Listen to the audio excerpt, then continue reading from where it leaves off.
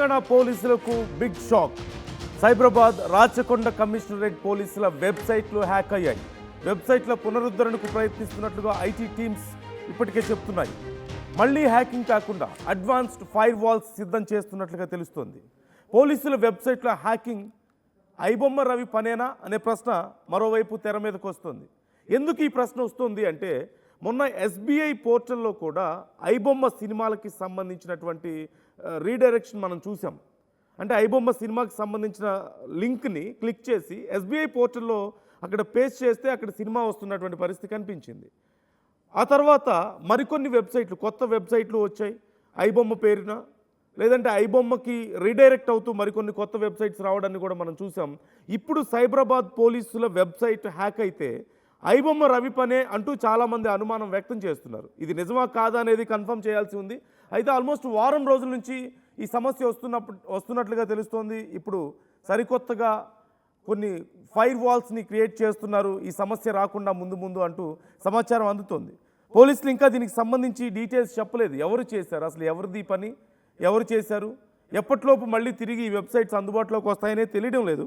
I'm trying to open this website. ఒకసారి ఇక్కడ నేను సైబరాబాద్ పోలీస్ వెబ్సైట్ ఓపెన్ చేయడానికి ప్రయత్నిస్తే page the site can be reached అని వస్తుంది నాకు.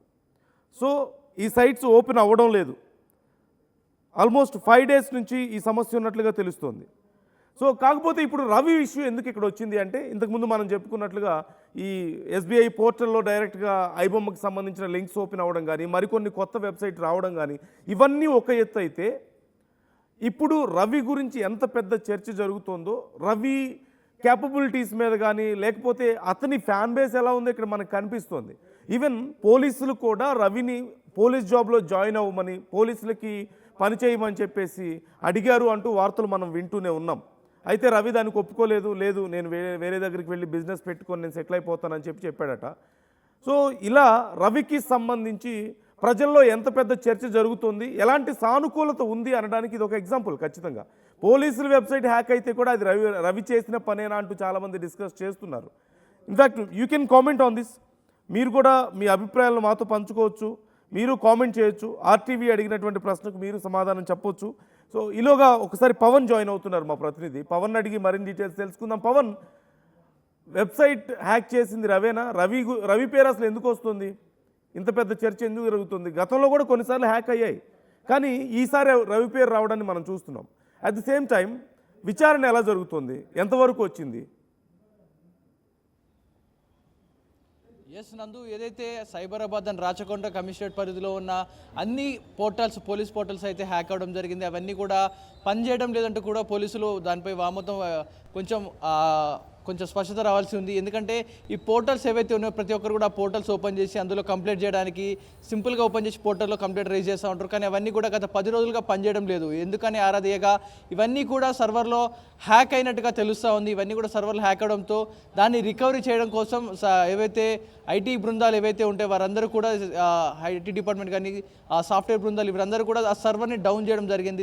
దీనికి సంబంధించిన వెబ్సైట్లు ఏవైతే ఉంటాయో వాటి సర్వర్లు డౌన్ చేసి ప్రస్తుతానికి ఆ రికవరీ చేస్తూ ఉన్నారు. ఎవరు హ్యాక్ చేశారు, దీనిపై ఉన్న గల కారణాలు ఏంటి, ఎందుకు ఈ ఫైర్ వాల్ హ్యాక్ అయిందనే నేపథ్యంలో బ్యాక్గ్రౌండ్లో ఎంక్వైరీ చేస్తూ ఉన్నారు. ఈ ఎంక్వైరీ చేసే నేపథ్యంలో ఇంకేమైనా డాటా చోరీ అయ్యే అవకాశం ఉన్న నేపథ్యంలో ఆ సర్వర్స్ని డౌన్ చేయడం జరిగింది. కానీ దీని వెనుకున్న సూత్రధారి ఐబొమ్మ రవి అయి ఉంటాడంటూ కూడా ప్రాథమికంగా అనుమానం వ్యక్తం చేస్తూ ఉన్నారు. ఎందుకంటే గతంలో హైకోర్టు సర్వర్ని హ్యాక్ చేశాడు, పోలీస్ సర్వర్ని హ్యాక్ చేశాడు, అండ్ అలాగే జిహెచ్ఎంసీ పోర్టల్స్ అండ్ రాజకీయ నాయకుల వెబ్సైట్లు కానీ, వారి డాటా కానీ ఇదంతా కూడా హ్యాక్ చేసి డాటాను తన దగ్గర పెట్టుకోవడం జరిగింది. సో ఈ నేపథ్యంలో రవి ఇంకా పోలీస్ కస్టడీలోనే ఉన్నాడు, వారి అదుపులోనే ఉన్నాడు, వారి దగ్గర విచారణలో ఉన్న నేపథ్యంలో రవిని విడిచిపెట్టడం కోసమే ఈ వెబ్సైట్ ఏమైనా హ్యాక్ చేశారన్న నేపథ్యంలో చర్చ నడుస్తూ ఉంది. ప్రాథమికంగా దర్యాప్తు చేస్తూ ఉన్నారు.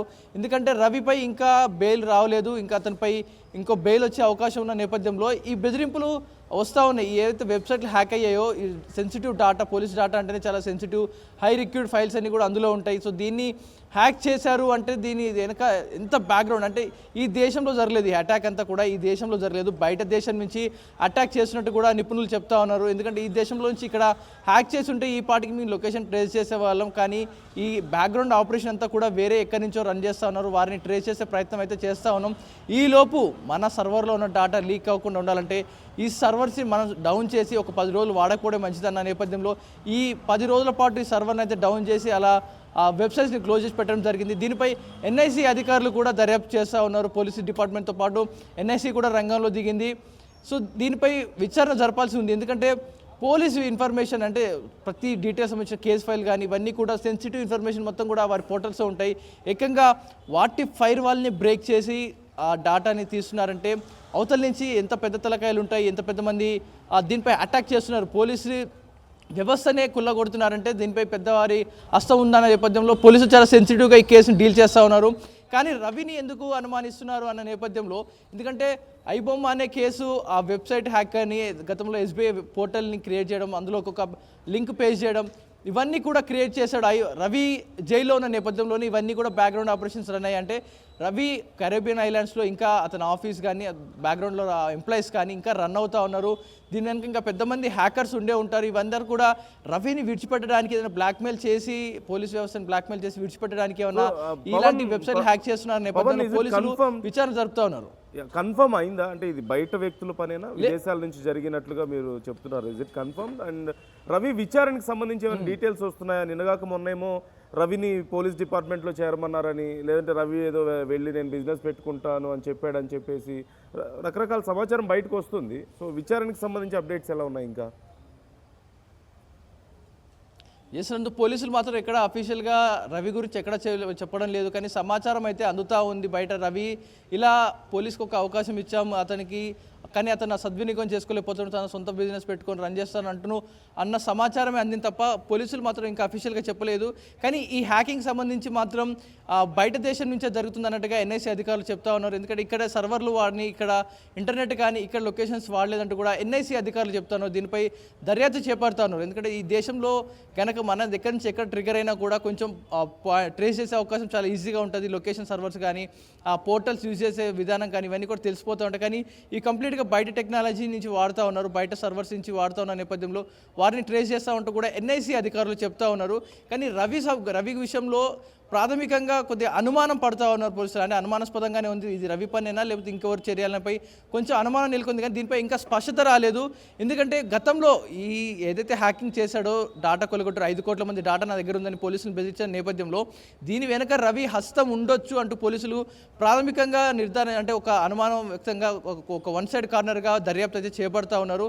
కానీ ఇంకా స్పష్టత రాలేదు ఎవరు హ్యాక్ చేస్తూ ఉన్నారు, దీనిపై ఎవరు ఇంకా అటాక్ చేస్తూ ఉన్నారు, పోలీస్ సర్వర్ని ఎందుకు టార్గెట్ చేస్తూ ఉన్నారు, కోర్టు సర్వర్ని, మెయిన్గా పోలీసు కోర్టు, అంటే పోలీస్ స్టేషన్లో కేసు ఫైల్ అవుతుంది, కేసు ఫైలింగ్ హియరింగ్ కోర్టుకు వస్తుంది, ఈ రెండింటిని హ్యాక్ చేస్తూ ఉన్నారు నేపథ్యంలో ప్రధానంగా ఇప్పుడు నడుస్తున్న చర్చ కేసు అయితే ఐబొమ్మ రవి కేసు నడుస్తుంది. ఈ ఎథికల్ హ్యాకింగ్ కానీ మనీ లాండరింగ్ కానీ ఈ కేసు నడుస్తున్న నేపథ్యంలో వారి హస్తం ఏమైనా ఉండొచ్చు అనే నేపథ్యంలో పోలీసులు అనుమానిస్తున్నట్టుగా తెలుస్తోంది Nandu. Okay right, thank you Pavan, thanks for the details. మొత్తం మీద ఈ కేసుకు సంబంధించి ఇంకా డీటెయిల్స్ రావాల్సి ఉంది. నేను కూడా వెబ్సైట్ ఓపెన్ చేసే ప్రయత్నం చేశాను, బట్ అందుబాటులో లేదు. ఆ వెబ్సైట్ పూర్తిగా క్లోజ్ అయిపోయి ఉండడం మనం చూస్తున్నాం. అయితే ఇది ఎవరు చేసిన పని? గతంలో కూడా కొన్నిసార్లు కొంతమంది సైబర్ నేరగాళ్ళు సైబరాబాద్ పోలీసుల వెబ్సైట్స్ని హ్యాక్ చేసినటువంటి సందర్భాలు ఉన్నాయి. ఇప్పుడు కూడా వాళ్ళ పని అంటూ కొంతమంది అనుమానిస్తుంటే, కొంతమంది మాత్రం ఖచ్చితంగా ఇది రవి పని అయి ఉండొచ్చు, అంటే వాళ్ళ టీం బయట నుంచి పని చేస్తుంది, ఇంకా ఐబొమ్మకు సంబంధించిన లింక్స్ ఓపెన్ అవుతున్నాయి, ఎస్బీఐ పోర్టల్లోనే డైరెక్ట్గా ఓపెన్ చేస్తున్నారు, మరోవైపు మరికొన్ని కొత్త వెబ్సైట్స్ వస్తున్నాయి. సో రవి లోపల ఉన్నప్పటికీ రవి టీం యాక్టివ్గానే ఉంది, రవికి బదులుగా రవి టీం అక్కడ పని చేస్తుంది అని చెప్పి చాలామంది అంటున్నారు. సో ఇక పోలీసులే చెప్పాలి ఈ వివరాలు, ఎవరు చేశారు, నిజంగా రవి ఇన్వాల్వ్మెంట్ ఉందా లేదా. ఒకవేళ లేకపోతే అసలు ప్రజలకి ఇలాంటి ఒక ఐడియా ఎందుకు వస్తుంది?